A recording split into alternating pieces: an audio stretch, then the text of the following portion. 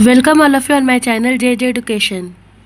आज मैं आपके सामने British expansion in Jharkhand discuss करने जा रही हूँ। कैसे अंग्रेज़ पूरे झारखंड में फैले, ये आज मैं आपके साथ डिस्कस करूँगी। इससे पहले मैं आपको बताना चाहती हूँ कि अंग्रेज़ किस तरह से पूरे इंडिया और तब आपके झारखंड में किन किन कारणों से ये प्रवेश किए, हम चर्चा करेंगे।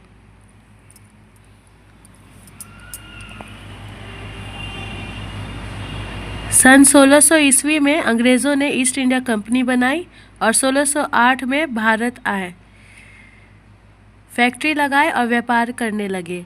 इनका मेन मकसद था पहले व्यापार करना, रूलिंग के लिए बाद में सोचे, पहले ये व्यापार यानी प्रॉफिट कमाने के उद्देश्य से भारत प्रवेश किए थे। फिर 1690 कलकत्ता में कंपनी आई। 1690 के दौरान कंपनी कलकत्ता में प्रवेश की। 23 जून 1757 बैटल ऑफ प्लासी हुई।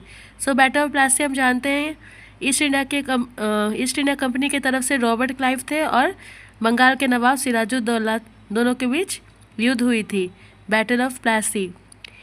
ऐसा है कि बैटल ऑफ प्लासी के दौरान मीर जाफ़र, जो कि एक सेना की टुकड़ी सिराजुद्दौला के संभालते थे, उन्होंने सेना के साथ पहुंचा ही नहीं, इसीलिए सिराजुद्दौला हार गए थे। कारण ये था कि रॉबर्ट क्लाइव उनको अपने पक्ष में कर लिए थे कुछ रिश्वत देके, और रिश्वत ये था कि सिराजुद्दौला के बाद उन्हें ही राजा नवाब ऑफ बंगाल बनाया जाएगा। तो इस लालच में सिराजुद्दौला के साथ वो अपनी टुकड़ी लेके नहीं पहुंचे, तो सिराजुद्दौला मारे गए, वीरगति को प्राप्त हुए और मीर जाफ़र नवाब ऑफ बंगाल बन गए, बंगाल के नवाब। 23 अक्टूबर 1764 बैटल ऑफ बक्सर हुआ।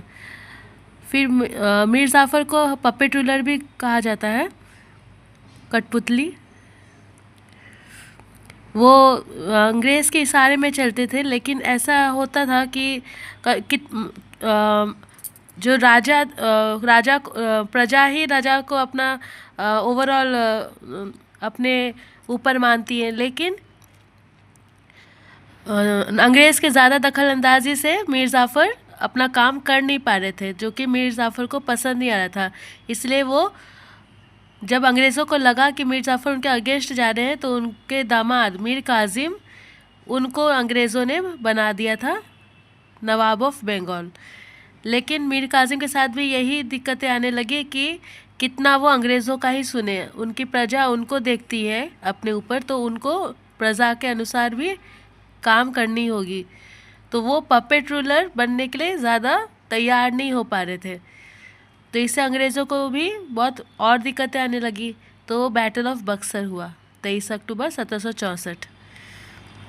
ईस्ट इंडिया कंपनी की तरफ से हेक्टर मुनरो थे और बंगाल के नवाब मीर कासिम एक तरफ, उनके साथ अवध के नवाब सिराजुद्दौला और मुग़ल बादशाह शाह आलम टू, ये सारे तीनों एक तरफ और हेक्टर मुनरो एक तरफ।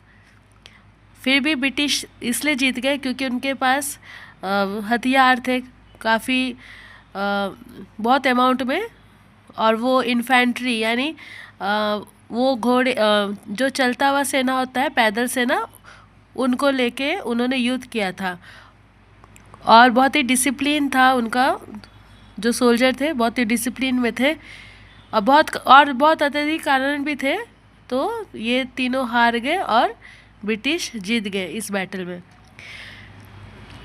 जब बैटल ऑफ बक्सर ब्रिटिश जीत गए, तब ट्रीटी ऑफ इलाहाबाद साइन हुआ।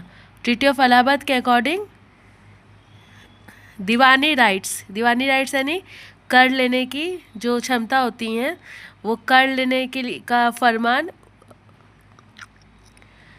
ब्रिटिशर्स को मिल गया, अंग्रेज़ों को मिल गया। ट्रीटी ऑफ इलाहाबाद आपका 12 अगस्त 1765 में साइन की गई थी, और दीवानी राइट्स के अकॉर्डिंग हम हम जानते हैं कि जो लैंड होता है यानी ज़मीन के ऊपर जो टैक्स लगती है वो कलेक्ट कर सकते थे अब अंग्रेज़। Accordingly, Diwani rights allowed the company to collect revenue directly from the people of Bengal, Bihar and Orissa. तो ये 3 राज्य बंगाल, बिहार और उड़ीसा, तब झारखंड बिहार में ही शामिल थी उस दौरान। इसी के लिए बंगाल, बिहार, उड़ीसा का लैंड रेवेन्यू, दीवानी राइट्स अंग्रेज़ को मिल गया। तो इससे अंग्रेज़ों को बहुत फ़ायदा होने लगा था। अब हम झारखंड की बारे में जानकारी लेंगे।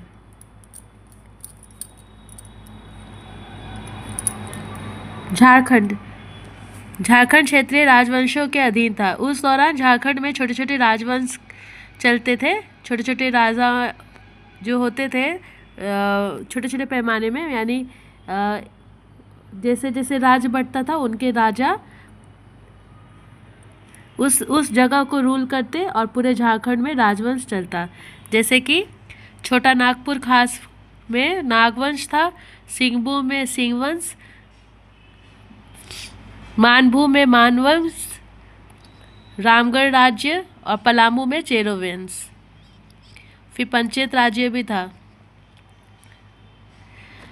1767 से 1837 यानी 70 साल लगे झारखंड में अंग्रेज़ों को अपना दबदबा जमाने में।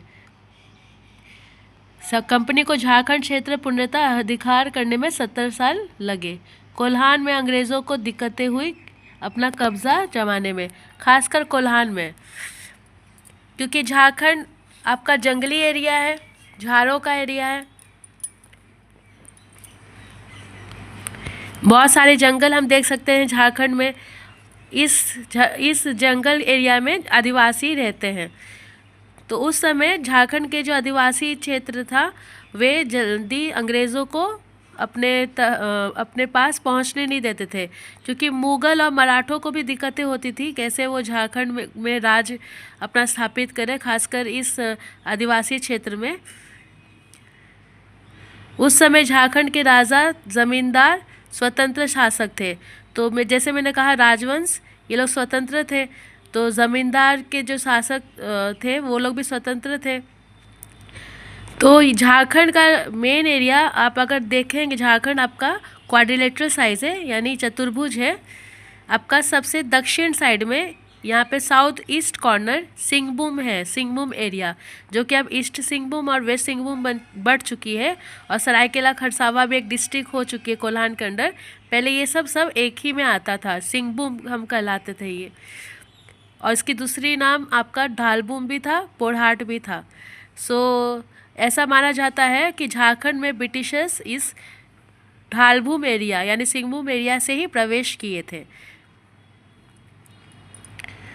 उस समय झारखंड के राजा जमींदार स्वतंत्र शासक थे।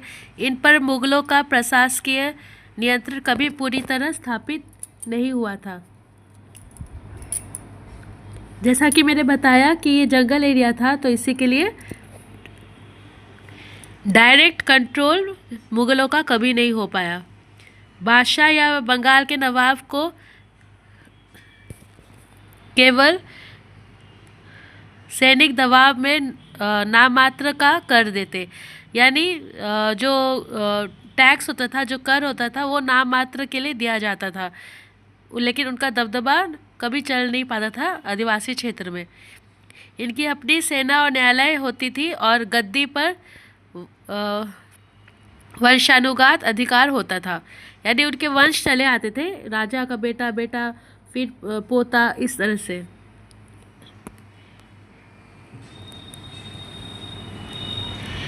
ईस्ट इंडिया कंपनी के झारखंड क्षेत्र में प्रवेश के कारण अब हम जानेंगे कि ईस्ट इंडिया कंपनी झारखंड क्षेत्र में क्यों प्रवेश करना चाहती थी। पहला, नया और सुरक्षित व्यापारिक मार्ग। जब मीर काजिम के विरुद्ध सैनिक अभियान चलाया गया था, तब मेजर एडम्स नवंबर दिसंबर मंथ में यानी 1763 ईस्वी में इस रास्ते गुजरे थे अपनी सेना के साथ। इस दौरान मेजर एडम्स को लगा कि ये स्थान, ये झारखंड आपका इसके अंदर हम जा सकते हैं और अपना जो एक होता है अपना दबदबा बना सकते हैं। इस तरह से मेजर एडम्स को लगा कि ये एक जगह आपका बहुत ही अच्छा खासा जंगल वाला एरिया है जहाँ पे हम अपना व्यापार भी स्थापित कर सकते हैं। इस एरिया को हमें देखना चाहिए और ये छुपने की जगह भी है। 1766 में बंगाल इंजीनियर्स के डुग्लोन्स को झारखंड से होकर आने जाने का रास्ता पता लगाने के लिए दक्षिण बिहार भेजा गया, क्योंकि ये जंगल एरिया था इसी के लिए यहाँ पे डुग्लोन्स को भेजा गया ताकि पता चले कि यहाँ पे किस रास्ते हम झारखंड में जा सकते हैं। तो पहला हो गया मीर कासिम के विरुद्ध जो अभियान चलाया गया, उस दौरान मेजर एडम्स को लगा कि हम झारखंड घुस सकते हैं और डुग्लोन्स को भी भेजा गया। तो ये हो गया व्यापारिक मार्ग से यानी बिजनेस पर्पस से। सेकेंड हो गया विद्रोही ज़मींदारों का शरण स्थल भी बन गया था झारखंड में। तो ब्रिटिशर्स को लगा यहाँ पे छुपने की जगह है तो ज़मींदार लोग छुपते भी होंगे, तो इसीलिए यहाँ पे वो आक्रमण करना चाहिए उनको। जैसे कि झारखंड उस समय घने जंगलों वाला इलाका था, तो बिहार बंगाल के ज़मींदार कर देने से बचने के लिए यहाँ आकर छुप जाते थे।